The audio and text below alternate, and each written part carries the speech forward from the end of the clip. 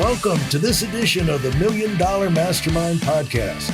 This is where we pick the brains of high achievers from all walks of life and get their hard-earned, real-world insights on winning. I'm your host, Larry Weidel. The 24 hours of the day, it's great to work hard. You got to work hard. But past a certain point, if you're the fastest gerbil on the treadmill, chances are you're not going to be the longest living gerbil on the treadmill. You know what I'm saying? I like that. At Wharton, they used to say, like, you don't have to outswim the shark. You just have to outswim your other classmates. Right. Yeah. And I used to, in training our teams to go into recruiting, training, building, opening offices, it's like, with the 24 hours in the day, most people they fall into these rocking chair activities. And I said, the trouble with the rocking, it's kind of like sell, make a sale, spend the money, make a sale, spend the money, make a sale. And then you have a contest. It's like, make a sale, spend, make spend, make spend, make spend, make. I said, rocking chair activities give you something to do, but they never take you anywhere. And the idea is, if you're always on this frantic gerbil treadmill, you don't get a chance to think. And I bet when you got shut down, you really evaluated your life and came out of that tunnel with a whole different approach. Would that be fair? That would be fair. And it wasn't just build, how many more houses, how many more buildings can I restore and build? It's just like, what kind of life can I have? And so how did you evolve and move on the idea to execution? Because that's really how you get learning how to execute, learning what the priorities are, and pinpointing, spending your energy on, focused activity, the activity to give you the results you want, has everything to do with being able to have less doing. So is that where that book came from? Idea to execution. No, idea to execution was the story of the virtual assistant company that we built, and sort of what that looked like, because it was pretty incredible. I mean, we started it overnight with no funding and grew to $1 million. Like it grew. It was profitable from day one. There's a lot of things about it that just sort of didn't make sense, but in a lot of ways did, because we were using smart tools. What sold you when you heard it to where, boom, you're in? And what were the keys that made it effective that quick? So, I had become a voice in the sort of virtual assistant space at that point already, because I just had done so much with it. I'd written so much. There were a lot of companies that I'd worked with, so many different companies at that point. So I knew a lot about the business. And the company that went out of business, it was a very sudden thing. I had worked with them. I'd interacted with them, and it's a long, convoluted story about them. But basically, it was like everything was fine on a Sunday, and then Monday morning, the CEO just shut down the company without any knowledge or awareness. So what happened was I had a whole bunch of clients who had been using the company, and I was getting emails all day like, "Oh my God, what do we do? What do we do?" And I actually had virtual assistants who knew me, contacted me looking for work. So I was kind of playing matchmaker all day, and then I had dinner with my friend and we were talking about it. He's like, "Why don't you just start your own virtual assistant company?" And I remember my wife was pregnant with our fourth child. So I was like, we got the baby coming, like things are good with less doing. And, I don't know. And he was like, "Well, what if we do it together?" I was like, "Okay, fine, but we got to do it quickly." Because I'm going on vacation this weekend with the family. So we had 2 days basically to start the company. And we did. We actually did it. To me, it was like, this is bullshit. It'll happen, or maybe it won't. It's fun. And basically, we started the company. I think we had 8 assistants within a couple months and like maybe 20 clients. And then I spoke at an event in Arizona that I had spoken at before, and it was a very high level event. And they asked me to do a workshop on outsourcing. So I gave a half-day workshop, and I talked about the company, and 60 people signed up that day. Yeah. So it's like, and these were important people. So let's just say. So it's like, oh wow, okay, We got a real business now. I remember like we were flying back, my partner and I, and we had the Wi-Fi on the plane and stuff. So it was like he was charging the card like every 10 minutes. It was pretty amazing. And we were off to the races. And so then we started hiring like crazy and growing really fast. But the secrets, the tips kind of a thing, one of them is that we were using all this off-the-shelf free software. We were automating the majority of the work that was being done. We weren't manually tracking people's times. We weren't manually billing credit cards. So and my job, really, my focus was people. So I was the one dealing with the team and the clients, and my partner was the one doing all the tech stuff and the behind the scenes and the logistics.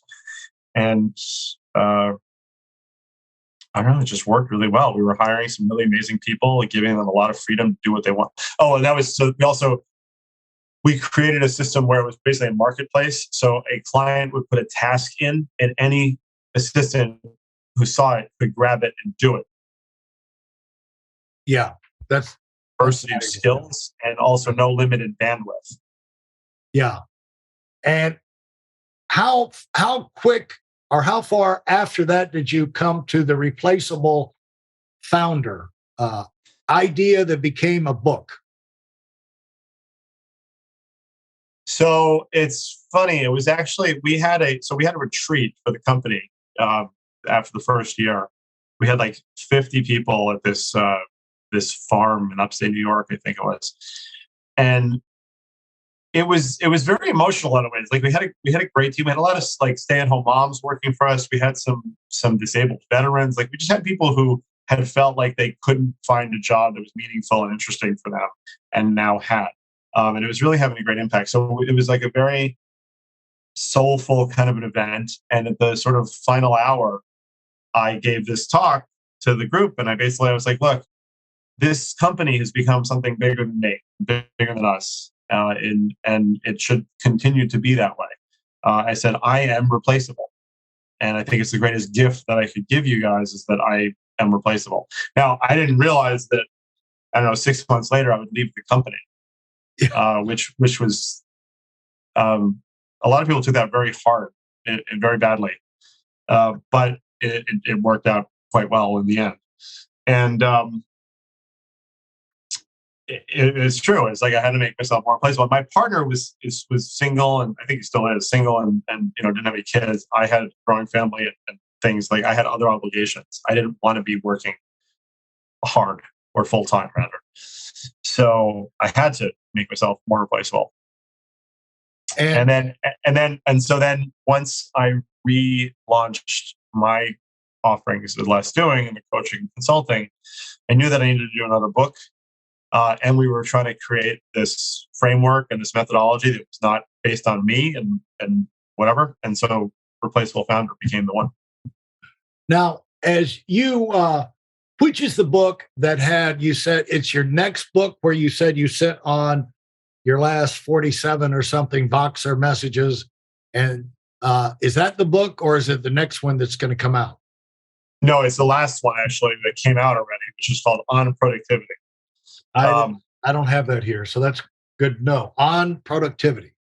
Yes. So I don't know if there's two really amazing old psychology books. One is called On Killing, and it's a really interesting sort of treatise from the 80s, I think, or 70s about basically how the armed services are able to take a normal person and turn them into a killer, essentially. But it's sort of like this of how that happens. So anyway, not the same. On Killing? It's called On Killing. It's called On Killing. So so this is On Productivity. This is supposed to be like the word, my final word. But I don't want to or plan to write any more books on productivity because you said half a dozen. This is actually the 12th book. Oh, really? 12? Yeah. So that's the one that was all Voxer messages back and forth.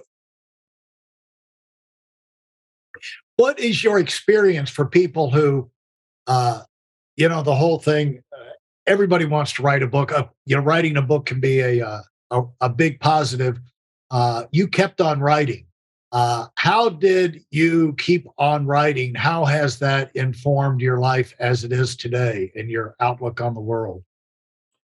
So, I feel that, like content production, creating content is like the greatest thing I love it. And the truth of the matter is that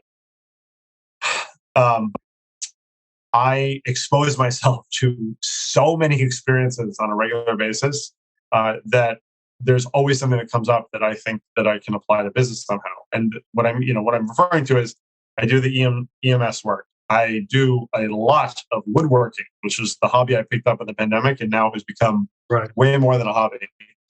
My wife is pregnant with our 5th child right now, by the way. Congratulations. So, congratulations.